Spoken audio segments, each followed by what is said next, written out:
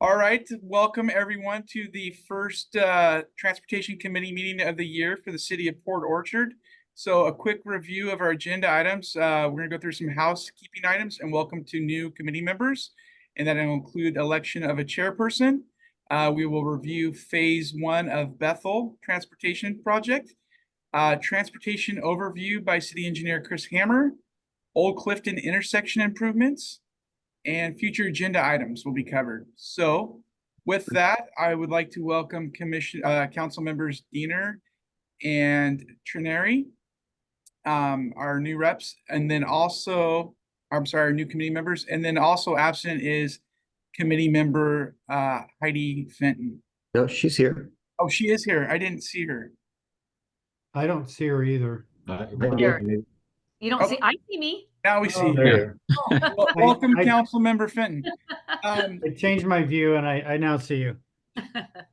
So it looks like for just staff representatives are Finance Director Noah Crocker, City Engineer Chris Hammer, Mayor Patonsu, and myself, Dennis Ryan, Director of Public Works. And so with that, we will go through the process of electing a chair for the upcoming year for the Transportation Committee.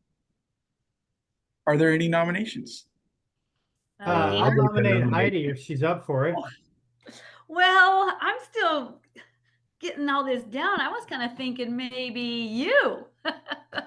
I would second Scott. Yeah, okay, that sounds good to me. Hey, is that okay? Or Mark? Yeah, I'm okay with it. okay, awesome. So did I hear a unanimous support of Yeah. Trineri? All right, congratulations. And Barely unanimous. Aye. That was for Councilmember Diener.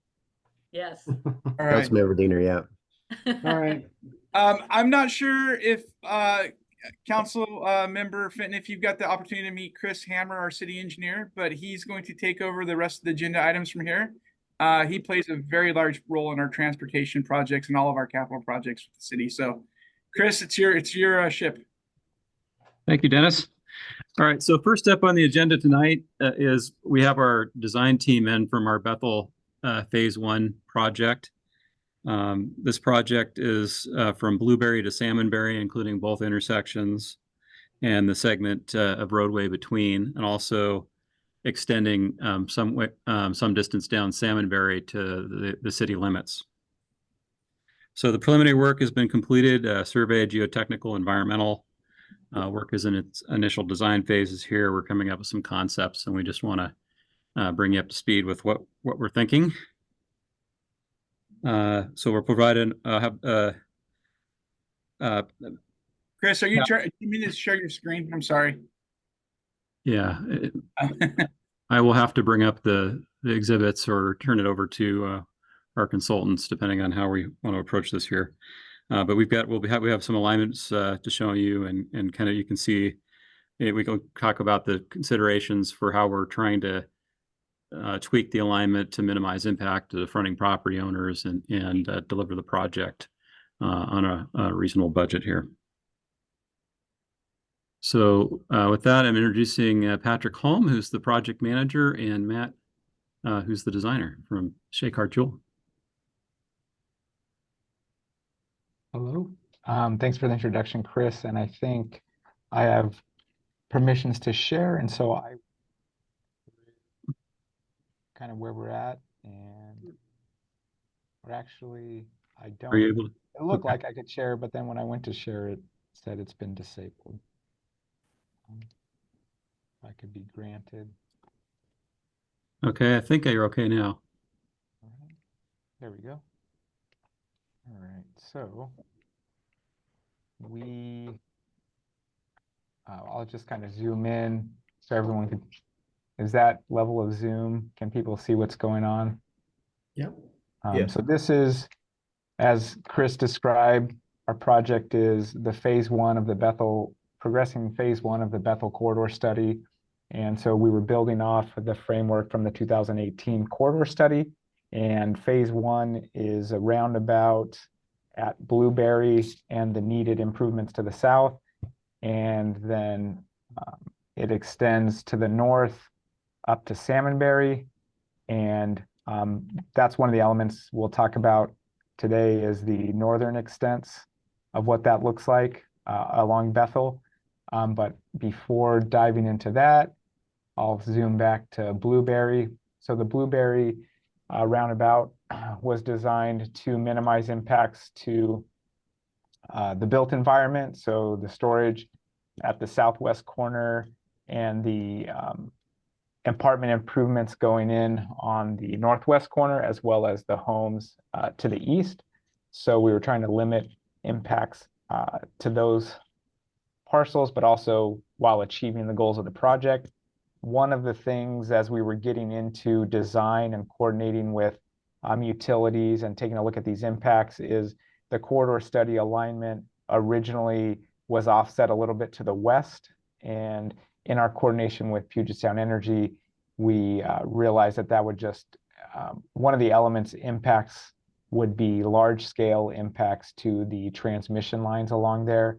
And so we evaluated what could we do to the core design to maybe minimize those impacts if possible, and minimize impacts to some of the commercial, or not just commercial, but properties in general. So that resulted in shifting our alignment a little bit to the east. It's a little bit more centered on the right of way than it was originally. And when we're able to do that, we can tie in to the commercial properties a little bit better on the east side, as well as avoid major impacts to the Puget Sound Energy transmission lines. And part of the benefit of that is if we shift the corridor to the east a little bit more, we're limiting impacts to the wetland. Hold up here, Patrick. Last week when we discussed that power pole in the middle of that, on the corner of that roundabout, we indicated that wasn't going to be an acceptable outcome. Yes, so we are planning to move that from this point to right here. Okay. The drawing doesn't show that, so I just want to point that out. Correct. So that the shape of this will constrict a little bit to be more circular. The power pole will shift to behind this curb ramp, and we will not be accommodating the transmission pole in the roundabout. So that is a good catch on your end. And that will, but shifting how I'm describing will allow us to reduce impacts to the wetlands on this parcel and reduce impacts to the northwest corner at Salmonberry and Bethel. And I'll jump to another screen in just a second, but the main spot that we are planning for stormwater improvements are the city-owned parcel in this location. And in order to ensure that we have conveyance or pipes and structures running to that spot, we are proposing to build out like a quarter street improvements along Bethel, the full extent of that city property, so that the stormwater facilities could be installed for the full build out, but also achieve what we're looking for phase one. And that would also, if I'm showing this is a more in-depth look at that section and how potential Home Depot frontage, which are 3/4 street requirement, would look. And they being Home Depot, would build this blue shape in the future, but the top can be constructed with the current configuration of the road. And then, Patrick, it's important to point out to the committee too that those parcels there at the Bethel Saloon and the Farmer George's were staying completely within our right of way. It does take what they're utilizing for parking, but that is the city within. You can see the dotted line there. Our project does stay within the city-owned property along there. We don't need to acquire any property along that section. And the parking you're talking about is where the motorcycles park out front? Yes, the cross hatching. Uh-huh. That's city right of way. so right. Okay. And Well, then the- I have a question when it's appropriate. Okay, I was just going to point out that the red line is the current back of right of way. Okay. I'm not sure I can make out bike lanes. Are bike lanes being accommodated along Yeah. this section? Yeah, so it's hard to see from this zoom, but this white line along the corridor here Okay, is the bike lane width and then also, so the bike lane, I believe, is 7 feet and it's going to be striped with the buffer. And then the sidewalks will be 8 feet for folks who are not comfortable biking on the roadway. okay. Does that Okay. bike lane extend in front of the Farmer George's and the Bethel Saloon with to match the Home Depot improvement, which I think does propose a bike lane? Yes, so in the future, sorry to switching the colors, this black line here and here will be the bike lane striping. So in the full build out, both sides will have bike lane.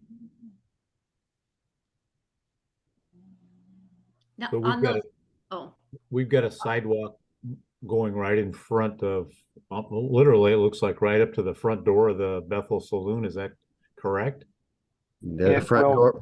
Yeah, Front it'll door is be right up very to the close. So right of way. yeah. But we are within the city right away at that Yes, point? yes. Thank you. did they have a place to park their motorcycles? Somewhere on their property. They have lots of parking available. They just like to park out front. Mm, yeah. Now on the that phase one, are we doing one roundabout first and then the next, or the roundabouts Mhm. together? What roundabout's going in first? It's all one project. With the Okay. construction phasing during the project is yet to be determined. So, but it's And- one project. And then on Blueberry, I'm just curious, what's the right of way for those homes that are right across from those apartments? I mean, how much So- are you gonna be taking? I'm just kind of curious. We're not Just taking, something that we're buying, we're gonna buy right away. Uh-huh, So if you take a look at this red line here where my cursor's showing, yep. Mhm. that's where the existing right of way is. And so this sidewalk section and whatever earthwork and grading we would need to do to make that work. So you're probably looking at a little bit more offset from where this sidewalk is along here. So it would probably be a line. How does that work with a homeowner's, their driveway? I've actually corresponded with this resident and I haven't heard back, but I did have some inquiries. So this resident of this particular house, they would be provided a driveway, which would be basically the fourth leg of the roundabout. Okay, yeah. Yeah, I was just kind of curious and seeing what their feedback is on it and stuff. Yeah. We've made them aware of the improvements.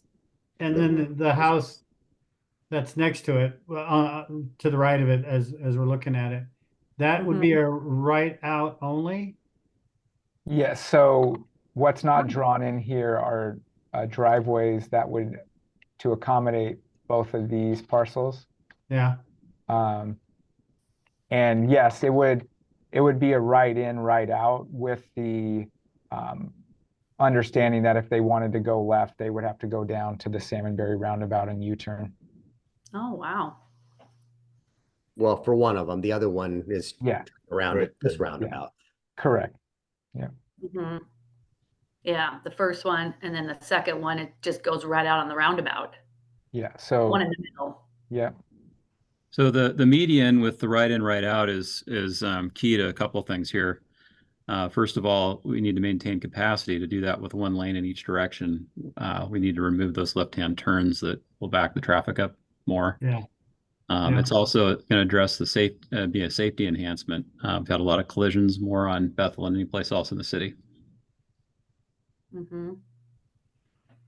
And have you talked to that particular homeowner that they only get a right of way of getting out of their house, their driveway? Heidi, this is the first, right now is the first time they're going public with these drawings, but Okay, we will be in communication with all the property owners. You guys are seeing this first.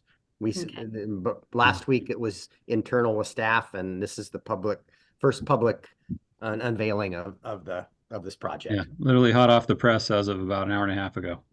Woo!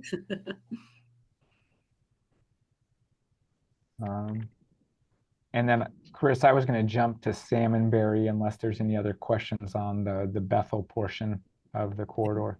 I think it's important to go back to that business strip mall and show Yep. where,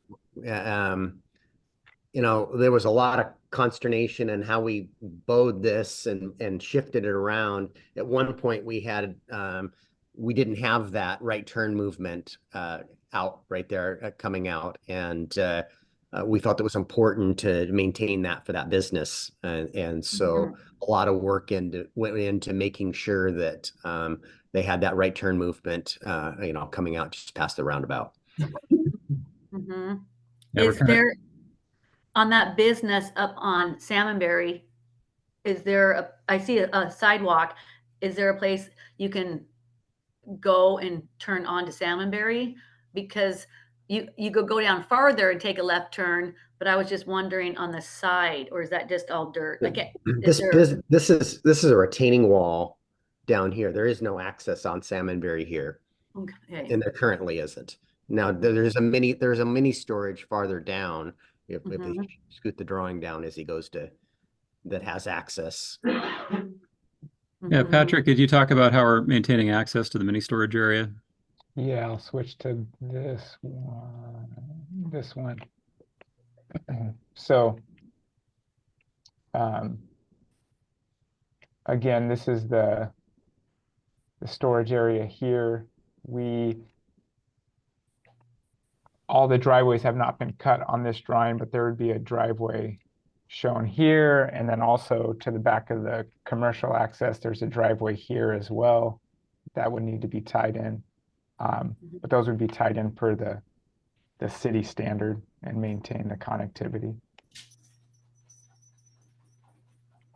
And there's no median in these locations, so Right, nice. You can get out that way too. I like it that. And talking about that, the cross section for a collector A, which is what Salmonberry is, has some opportunities for a median or two-way left turn lane and some parking optional lanes and also landscape buffers in order to kind of maintain kind of connectivity to the sidewalk down here to the east near the built townhomes and the future development going in at this parcel. We reduce that section so that there's no median and also reduced the landscape buffers. And right now we're showing 3 on each side, but hypothetically those could be traded to one side or the other or reduced to nothing. But right now what's shown on screen is a 3-foot buffer, but that could be brought to one side and one side could be 6 foot, or they could be eliminated altogether based on city feedback. But that's how this section differs from a collector A, which is what Salmonberry is classified as. So just wanted to show that. And so the current configuration with the 3-foot buffer gets us street trees on both sides of the street is what you're showing. I think getting street trees in a 3-foot buffer would probably be pretty difficult for the survival of those trees. It would probably need to be like low level sedges or brush or grass. And 6 not foot grass. probably, Or possibly put in planter boxes with grates on them and narrow the sidewalk, but there's alternatives. yeah. Say if you wanted street trees, we could flex it out to 6 feet on one side, likely, and then I don't know if that's too asymmetrical, but that would get you the width you would want for trees. The mountain laurel on Tremont looks nice. I mean, with as a ground cover like that's low maintenance. We did that 3 foot aside. Yeah. At least we got some greenery. Yeah, on I there. like that. And it fills in nicely. Hey, Patrick, on this particular view that you're showing here, can you scroll over and show us where the proposed road frontage is going into the new Home Depot location or where it's planned? I believe, and You can- so Nick or You can see Chris, it on you that could, call out, that's at the top of the screen. is it this? Yeah, that's it. So it would be right here, about approximately. Is that right? It only includes one of the properties, so you've got it too far to the left. There you Okay, go. Right there. Yeah. Okay. All right, thank you. Can't happen fast enough.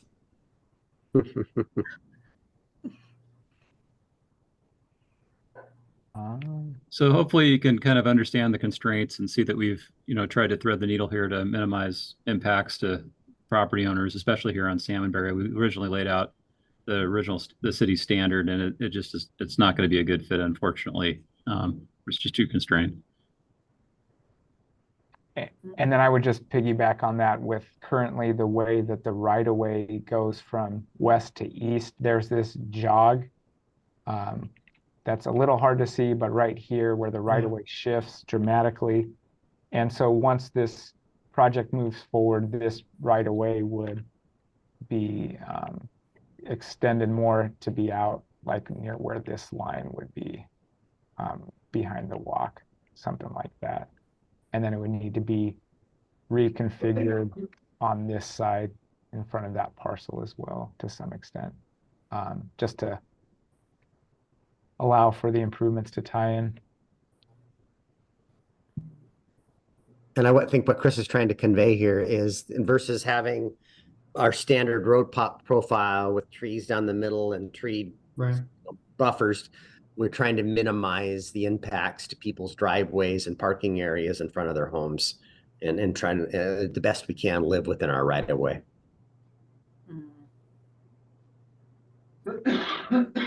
Which is going to keep the project more in line with our budget versus something more grandiose. Yeah. So where along Salmonberry here would we be looking to acquire additional right of way? Where he pointed there on the bottom of the screen, where Okay, it jogs there, right there. Yeah. So it would be like Sure. that, be something like that right there. And then on this side, it would be, to the extent of this would be, that other little jog out there on the other side. Yeah. Going from that jog out down the back of the sidewalk. it would be something like that shape. If I were to give it like a, But we are providing sidewalks, amenities, up and down this road, which people have been asking for. Is that a storage right there where that black line, that dot, dot, dot? No, it's a Oh. house. Oh, that is the house right there. Okay. No, yeah.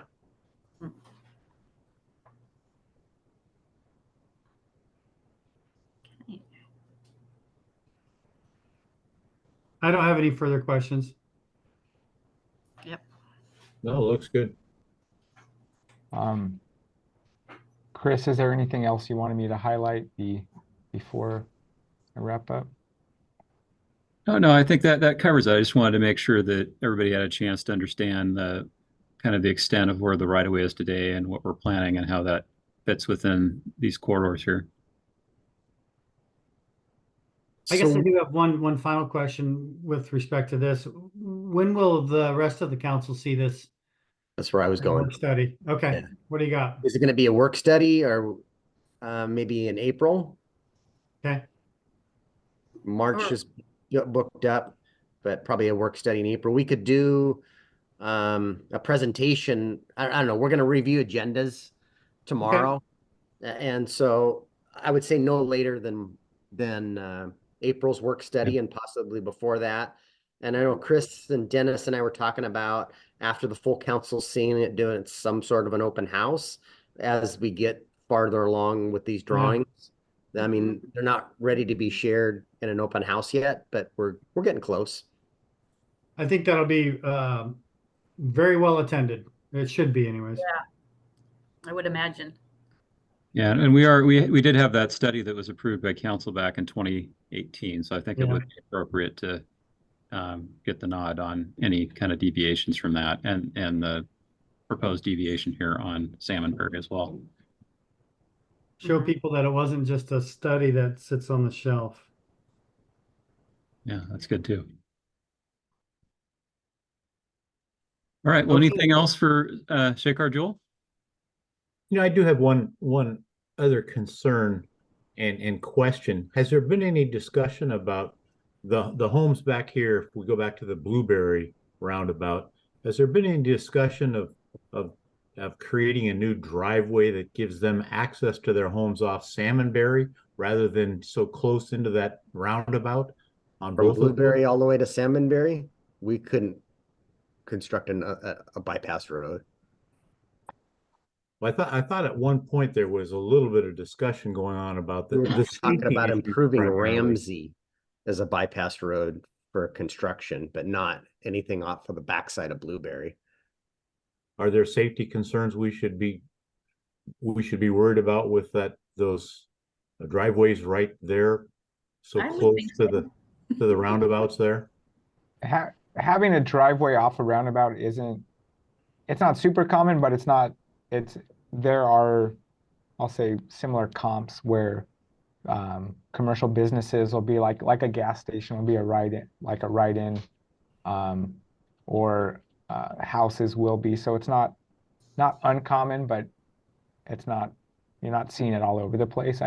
Because of the speeds in a roundabout, I don't think it would be unsafe, especially because it's a low volume of users. You would just have one parcel using it, so you're gonna have cars going in that are pretty infrequently. I like it. Yeah, I mean, looking to the future, all of this is zoned commercial, and somebody in one of those parcels has a leg of the roundabout to access their commercial property for redevelopment. Hmm. Yeah, Sure. that location's going to be a premium. Mhm. Now, what about lighting right there with those homes and stuff, especially with that roundabout? Are we considering, especially at the end of those driveways that are going to be really affected by the roundabout? Are we putting in some lighting and the walkways? Is it just going to be a walking across, or are we going to have lights that flash There for pedestrians? So there definitely will be overhead lighting and pedestrian scale lighting per the city's requirements. For a single lane roundabout, the flashing beacon isn't a requirement, but it's certainly something, if there was a concern or the city wanted to proceed with RFBs, that's an option on the table. It's not, They're it's something expensive. that could be We included. want to be careful where we put that, we can't afford to put them everywhere. Yeah, I would agree, but we've also, I think, all witnessed some lawsuits where it was much more expensive. Mhm. County, for example. So yeah, I think we could be judicious and maybe out of the three, select two for sure.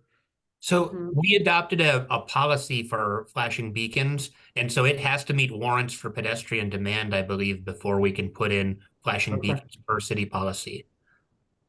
Okay, so And we'll have that actually- analysis. And we do have pedestrian refuge islands on these crossings too. So Yeah. you'll hear about that tonight when we talk about pottery. Mhm. Yeah. Yeah, and thus far we've been looking at doing the RFPs in locations that are mid-block locations and not at intersections. Typically, drivers will expect pedestrians at these locations, whereas they may not be aware or at others. It might not be so intuitive. Well, the Tremont roundabout, well, that's a different animal. Never mind. Yeah.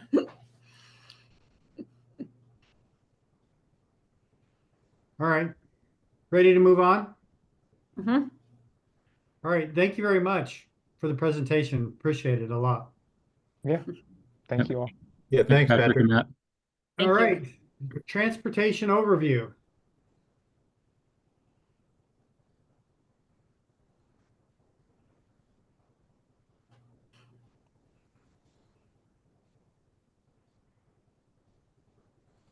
Are you guys able to hear me? Yeah. Okay. We're always quiet. All right, I didn't mute myself, and then I've got to scroll over to my screen here. And I'll just do a time check. It's 5 after 5, and we've got an anticipated 35 minutes left.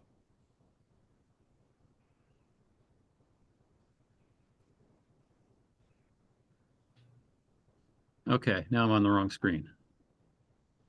Let's just all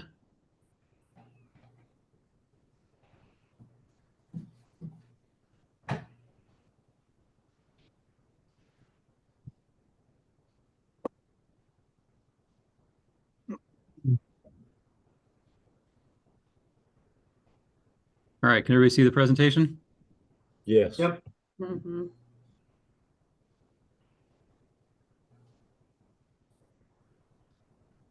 Okay, there we go.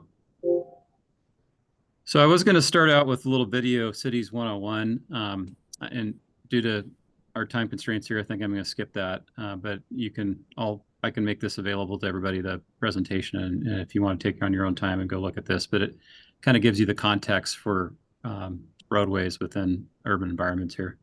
Yeah, please send that to the group. So I typically, last time I provided this presentation was, I think, about 3 years ago.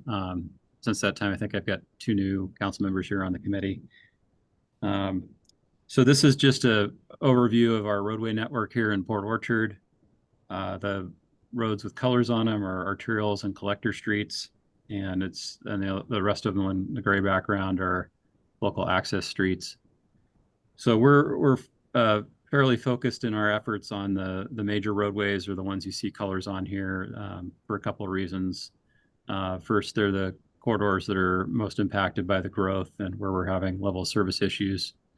And also they're the roadways that tend to break down the fastest, get the most truck traffic. And so we will quickly inherit much higher road repair costs if we don't stay on top of those roadways and dedicate most of our pavement repair, or prioritize our pavement repair funds for those roadways. This is just a quick overview of some of the planning tools that we use in transportation side.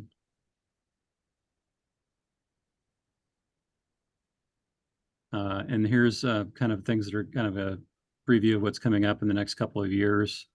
We're currently working on updating our transportation element of our comprehensive plan. So we may have items for you to consider for that. We're looking next year at updating our pavement management plan. It's been a while since that's been done. We've got some work done in that regard. So we want to, again, go out and understand where we are financially with our system and how we're maintaining our roadways. We have a transportation impact fee coming up. I think that's in 2025. Nick, did I get that right? We may start that this year, but probably complete it next year. Okay. And we've completed our 23-24 asphalt and sidewalk preservation work for the most part here, but we'll have some conversations about what that looks like going forward for the next biennium. I'll keep you kind of updated on some of our major grant applications, and then kind of like we did tonight with the Bethel Phase 1 project, we'll be bringing forth other transportation projects that are early in design and get some feedback on that. And you can assist us with our outreach.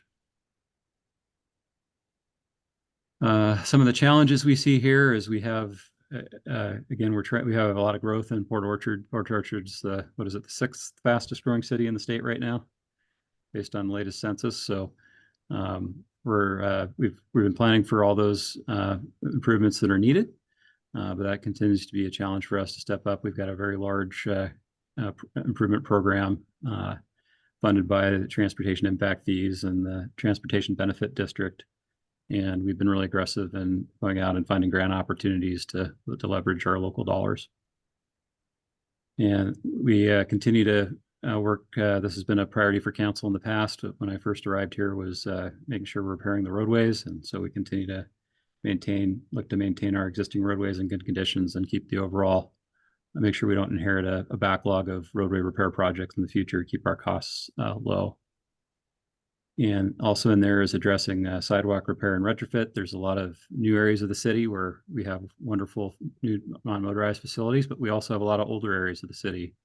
And we don't necessarily want people to have to move to the new areas of the city to be able to get to transit and have good walking environments. This is just a quick map that shows where our dollars are prioritized. Again, most of it's prioritized around arterial corridors, but we are building our capital program on a kind of solid foundation of preservation as well.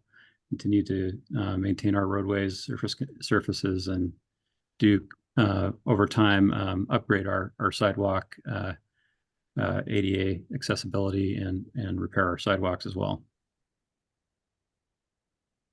So here's our 2024 work plan currently of our number of capital improvement projects that we have. You can see it's a pretty lengthy list here. I would just point out, if you want to find out more about any of these projects in particular, you can go to our Public Works webpage where we have a map, shows all the projects, and then we have project pages for the projects. A couple of them I want to touch on tonight. We have our Pottery non-motorized project we've just awarded to Miles Resources. So they're looking to start this right away. So hopefully sometime in April, we'll be breaking Chris, ground I think on this we're about to award. The council's going to take action tonight. Okay, a little ahead of myself. But you can see the extent of that. So it kind of picks up where we left off with Tremont and goes on down to Berry Lake Road. This is a little bit of road diet project where we have extra capacity in our roadway for the number of lanes. We're trying to make this intersection safer here at Lippert, where we've had some issues in the past, and elsewhere along the corridor. Complete the non-motorized improvements, have complete bike lanes and sidewalks throughout the corridor. And it's also a safety enhancement project. We're just now put out to bid our first phase of the Bethel, or first part of the Bethel 5A project, which is the Lincoln Mitchell Roundabout. We've had some permitting issues due to the tire compound issue with our federal dollars, so we're unable to move forward, and we don't want to lose the state dollars. So we're going to go ahead and build this area that's clouded here. And like I said, we just put that one out to bid. I guess I got just add that this is we were able to get highway safety improvement dollars for this particular location. This has the highest number of severe accidents in the city within this kind of oddly shaped intersection here. Also, there's some sight light issues here, but at the intersection of Bethel and Lincoln that are challenging as well. So other things we're working on, there's a lot of projects that other projects within our jurisdiction here, or just within the outskirts of the UGA. So we're supporting the county with their improvements on Lund. Got I think 5 fish passage state fish passage culverts that are active here in the city, and they're doing some other intersection improvements as well, more roundabouts for the city.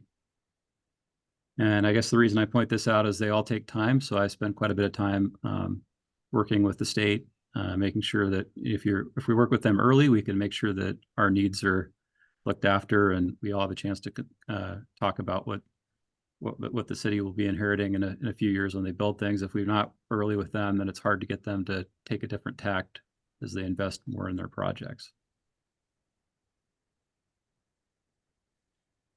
We also have, these are kind of some of the pavement preservation things that are underway here. So like I say, we completed our 23 and 24 program already.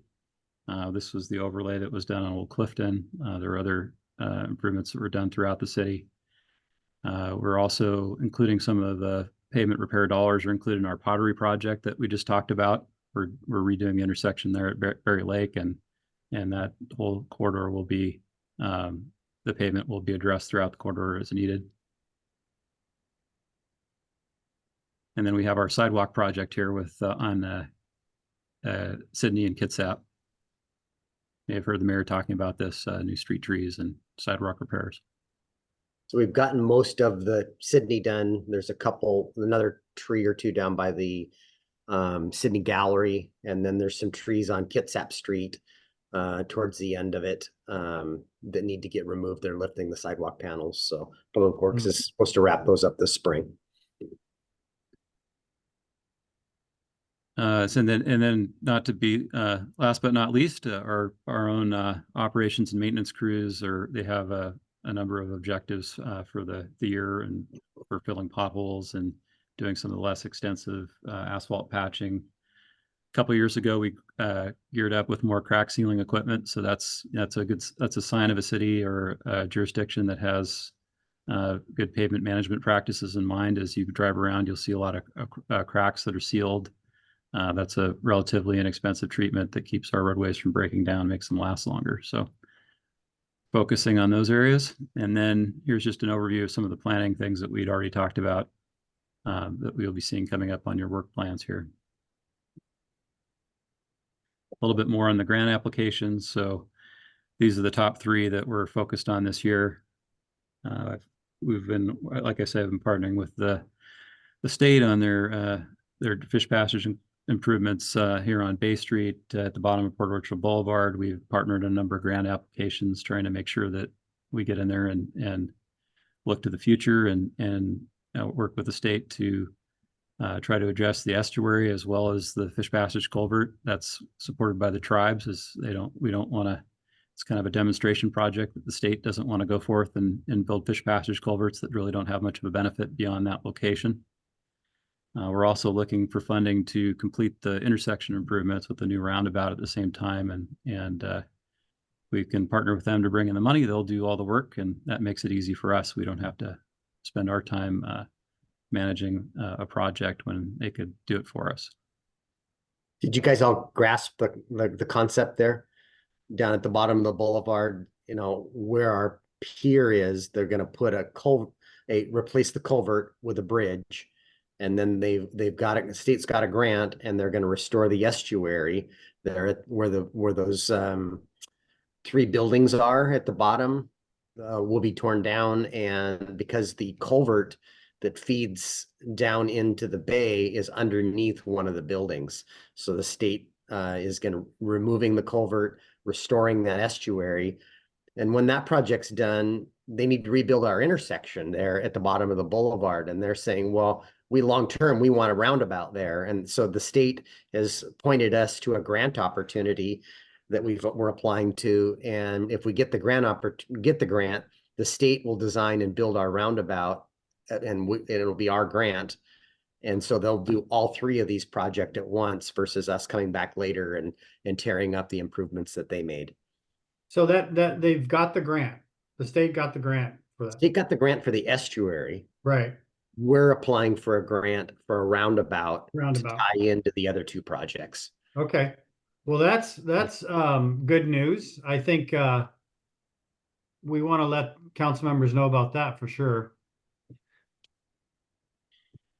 Yeah, and it's all this good planning we've had downtown that makes that possible, right? The connectivity to the Kitsap transit station with the multimodal ferry and bus there, that it's going to be expanded, and it's all about transportation demand management, giving people alternatives to single occupant vehicles. So we're leveraging our prior work there on the planning side. And then the one I'm looking at for the federal side, for federal funds through KRCC, which we participate in PSRC, is the Bethel and Lund intersection to continue funding for the Bethel corridor. If we're successful, we'd get design funds. We could start design in about a year and a half. And then we have to get through design, and then we have to get funds for right-of-way acquisition or fund that ourselves, and then get further funds for design. So that's a pretty long-term thing. That's going to take, 6 to 8 years to realize that. But getting started now would be good if we can get the funding lined up. And then we had an opportunity. I call it helicopter money, but the TIB hasn't been able to spend all their Complete Streets program funding, and so they're looking to come up with some last-minute ditch efforts to spend some of that funding in 24. And so we're going to submit. We're submitting this week an application to try to get some money to do our sidewalk repairs, the preservation I talked about earlier. So that's my kind of 10,000-foot overview of transportation for the city of Port Orchard. I think you need more projects. Noah, few more people. Noah, I'm gonna parrot Noah here. No new projects. Well, you guys have a lot going on and it's pretty impressive. And keep up the good work. Mhm. Mark, Hey, Di- Chris, Chris? okay. Oh, I've noticed that the curbing around up South Kitsap Boulevard has been broken down for a year or two, and it's now some of the broken down curbing has been removed. Are there plans this year to replace that curbing around the center areas that had the trees in them? Yeah, I think operations had engaged engineering on some ideas. Dennis, what's the latest on that? So yeah, that's extruded curb and it was broken just sitting there, so it was removed. We're gonna evaluate if we can either enclose it with enclosed drainage with some filtration basins, or we'll look at the probably more costly would be repairing the sidewalk, or I'm sorry, the curbing, which would be probably the same thing and it would break again. So we're evaluating our options, but we wanted to get those debris out of the road. mhm. Thank you. Oh, could you just tell me again? Okay, so the two roundabouts, the one by Bethel, the bigger one, and then the one by Mitchell, that's going to go first, the smaller one. Yeah. Is and that was because of the funding? We can't Yes. afford the big one first. Well, that's not that we can't afford it. It's each roundabout had a different funding source. The bigger roundabout on Bethel was federal money.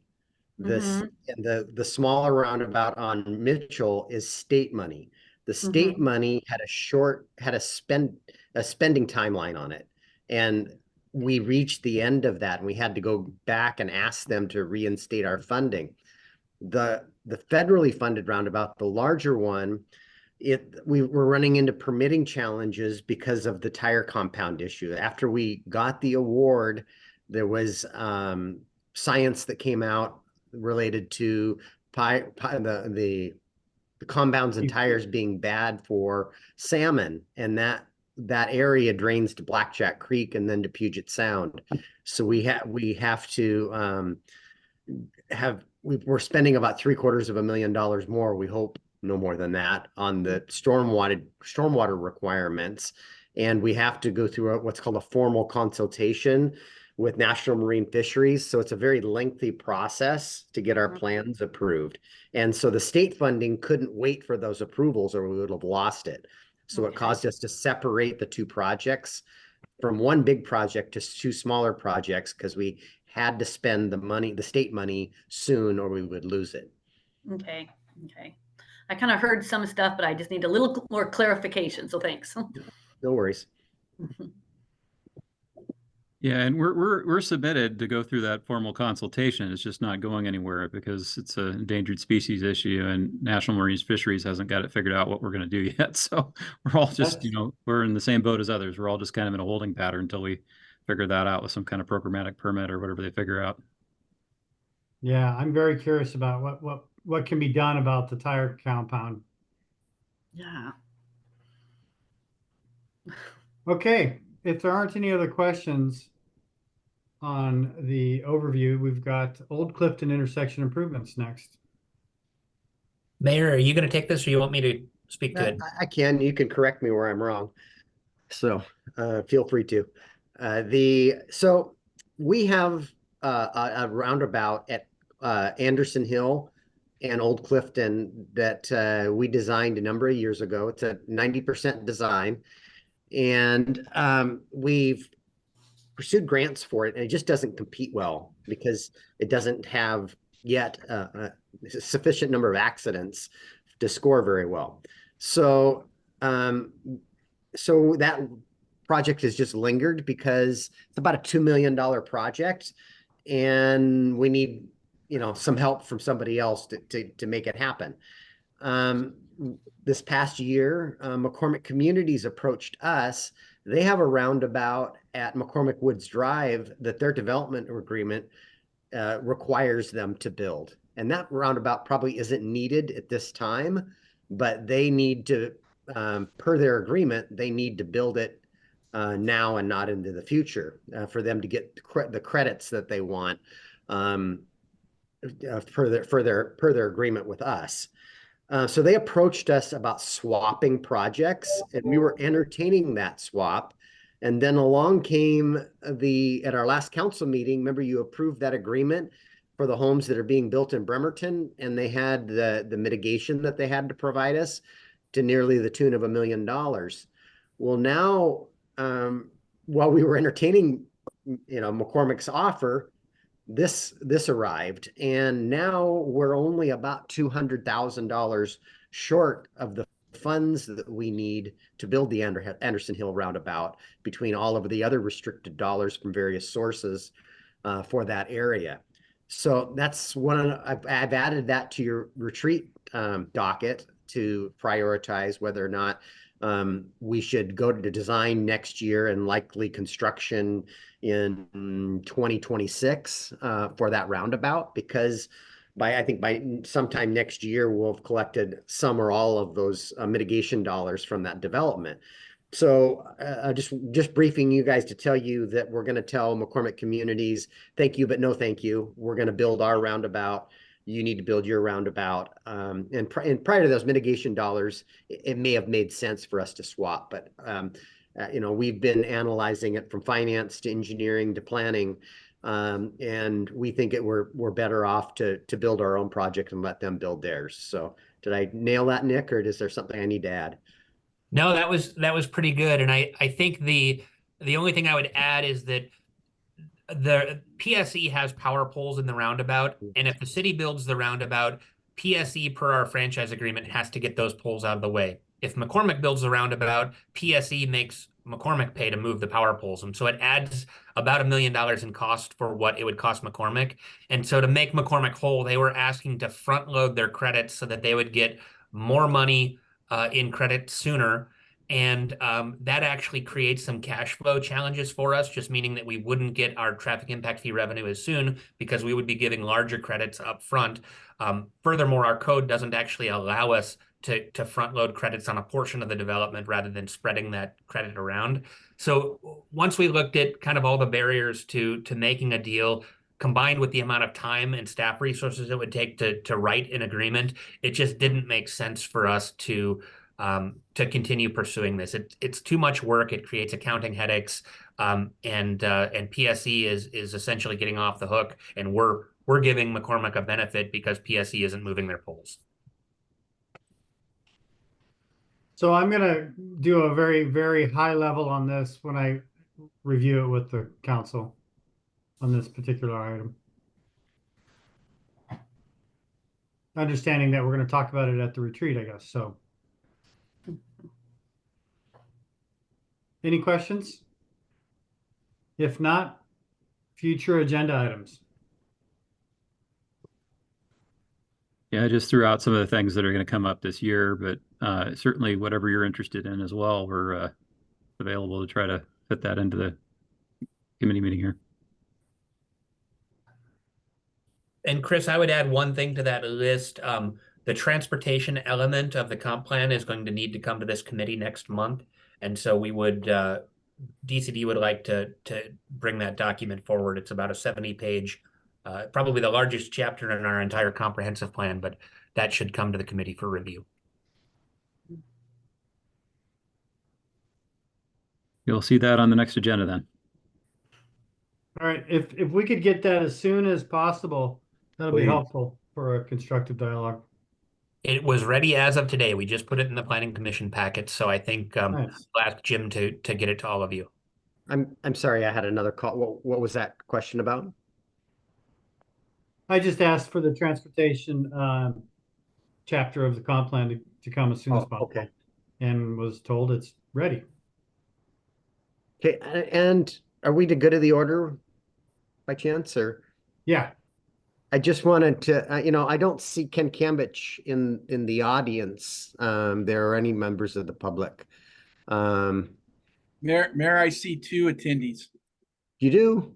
Yes, there's a Ken. Oh, there's and- Ken. All right, never mind. I didn't click on the right button. So I know Ken sent us some information, and maybe you would like give Ken a moment to speak. Chris, I think you'd have to give him the access. I believe I just did. Okay. Ken, go ahead. You hearing me? Yes, Seeing me or just hearing me? just hearing. That's nice. That's nice for the group. So yeah, I appreciate it. Just get to the point. I'm frustrated with the speed humps in McCormick Woods, frustrated with the process or lack thereof, particularly in light of what I've just seen this afternoon and how much careful attention to detail and planning this committee and the council does on the various projects. And to me, and most of the people I've talked to, the speed humps in McCormick Woods seem to be a result of what appears to be 12 people complaining over and over enough so that the city council, the city just did what they were asking for. I don't understand why they were placed where they were. I don't understand why the transportation study was requested and asked to focus on that particular area, other than just trying to appease 12 people. And so I'm committed to sort of I guess get to the bottom of that and then see where we go from there. I don't disagree that people drive too fast in McCormick Woods. Probably no one has yelled at speeders more than me, particularly on Halloween when there's a bunch of kids out. It makes me angry as well. But I just don't think these speed humps are effective in slowing people down. And I think they look super tacky. It's embarrassing. It's one of the nicer neighborhoods in well, it's just a nice neighborhood. It doesn't matter if it's one of the nicer. It's a nice neighborhood, and they just look bad, and they're embarrassing. So this is phase one of this process. And if the council or the transportation committee disagrees, then I guess I would expect to see them popping up elsewhere in McCormick Woods in some of the other areas where the traffic study, suggested might even be better places for these, more effective places to keep our citizens safe. So if that's the direction we're going, I suppose I'd like to be involved in that too, to make sure maybe the next sets look a little better. So I appreciate the time to talk. I don't know if anyone else is here from the community that would like to speak on this. And then I don't know if this gets it. I noticed that Mr. Hornsby had it added to the agenda multiple times and was able to speak as part of the regularly scheduled meeting. And so I would be interested in doing that as well as we figure out what we're doing here. Thank you, Ken. I appreciate that. One thing that might be helpful too is if you've got any alternate ideas to reduce the very acknowledged speeding that occurs on Merrimack. So if you've got ideas, we'd like to hear them. Mhm. Sure thing. Yeah. Go ahead, Mayor. I just, I've talked about this probably at length a number of times. And while it was only 12 people, we did get a petition, and that's how all of this started. And my recommendation with you was to, if your community really doesn't want them, and it's not just you asking for them to be removed, that you should probably gather petition to have them removed. I know when Yeah. and last fall when I was out doorbelling, I hit about 80 doors in the neighborhood right around those roundabouts. Excuse me, the two speed bumps. I had interactions with about 20 people, and only 2 told me they wanted the roundabout. Keep calling them roundabouts. The speed bumps removed. The remainder of the people, no one likes them, including you.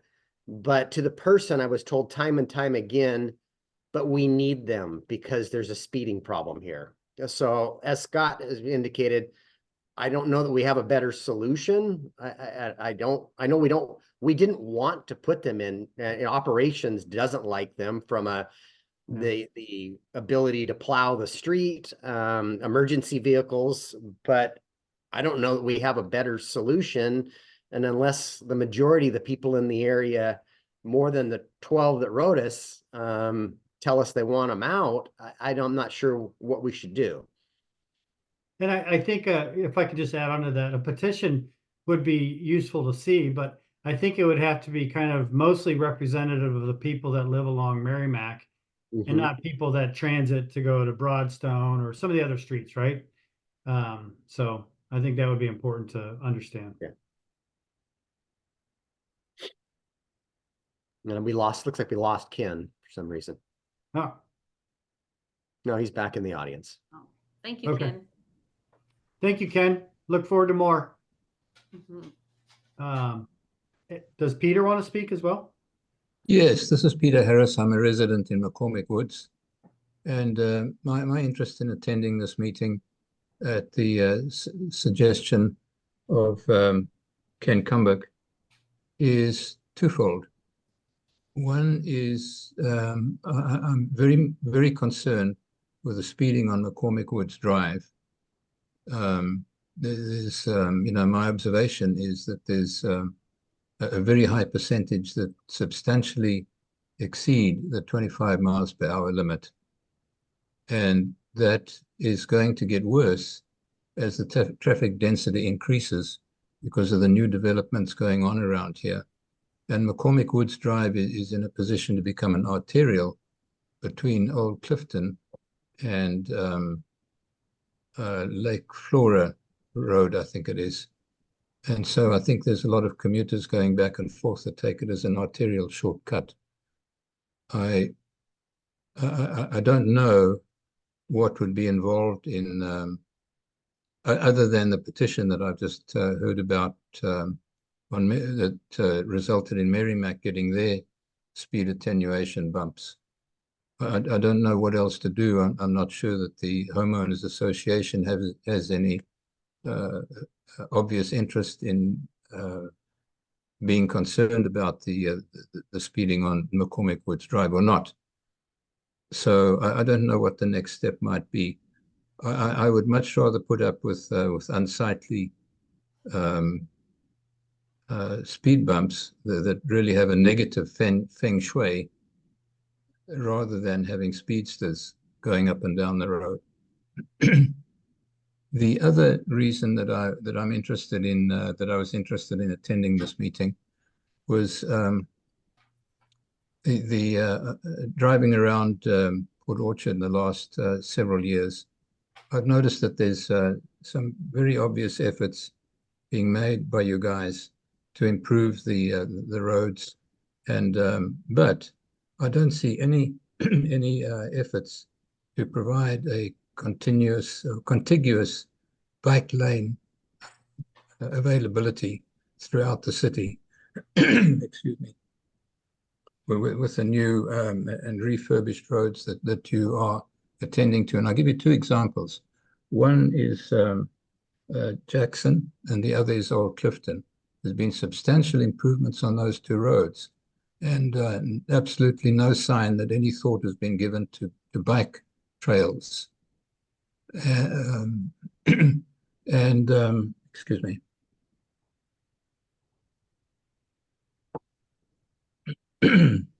So I'm curious as to, and my question here is there any programmatic thought given, planning given to constructing bike rails citywide as you improve the road surfaces and the shoulders and sidewalks? Yeah, I can address that. So one, we're awarding a contract this evening, matter of fact, near the middle school for those types of improvements. And we do have a corridor plan along Old Clifton between the proposed roundabouts at Merrimack and McCormick Woods Drive and Anderson Hill Road. So there will be a separated pathway along there, and that's part of the corridor plans that we have. I can't speak to Jackson because that's not within the city. That's a county road. But I know it's got decent shoulders, but it doesn't, you're correct, it doesn't have a full-on bike lane. But and then to address speeding, speeding is a complaint we get, and it exists. I know it exists everywhere in our city. There's no doubt about it. One of the tools that we're about to deploy is we just got our new flashing speed signs, another set of them. And I know Dennis and the chief are working on, these will be rotated in hot spots where we have around in the city, where we get speeding complaints. And we're probably for 60 to 90-day periods, we'll put them in one location and then move them to another location to try to. And the nice thing about these speed signs that we've just acquired is they have the ability to capture data, so we can do our own informal speed studies to determine whether there's many speeders or a few speeders that are exceeding the speed limit, and by how much. So it'll give us much better data to make decisions about roadway improvements. Okay, thank you. Thanks for your answers on both of those. Thank you, Peter. Yeah, thank As a you. If I may, I person, just add I a share your concerns. shameless plug that we are currently looking at the transportation element of the comprehensive plan. So that's a good opportunity for the public to get involved in understanding the planning that we have for bike lanes and other non-motorized transportation. Yep. Thank you. All right. Any other good of the order? I got one comment, if that's okay, Councilmember Diener. Sure. I just want to circle back on pottery, tip 1.15, because the Finance Committee did talk about this project last week. And so for the Transformation Committee, you heard a little bit about it from Chris tonight. And then the contract's coming before council tonight for adoption. So I just want to kind of loop this group in with what the Finance Committee talked about. So we recognize that there will be a budget amendment required to fulfill the cost of this contract. And so we intend on bringing that forward later. Again, the contract's coming forward tonight.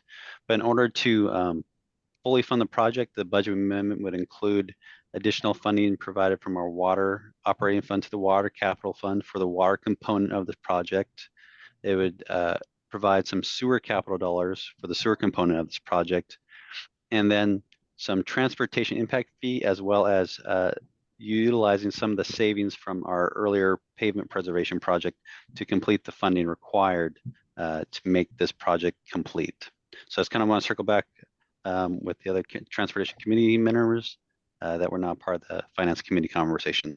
But if you have questions or would like to see kind of what that presentation was like, again, I encourage you to go watch the Finance Committee meeting from last week, and you can kind of fast forward to the part where we talked about the tip 1.15. Thank you, Noah. Mhm. I think unless that's it, we're adjourned.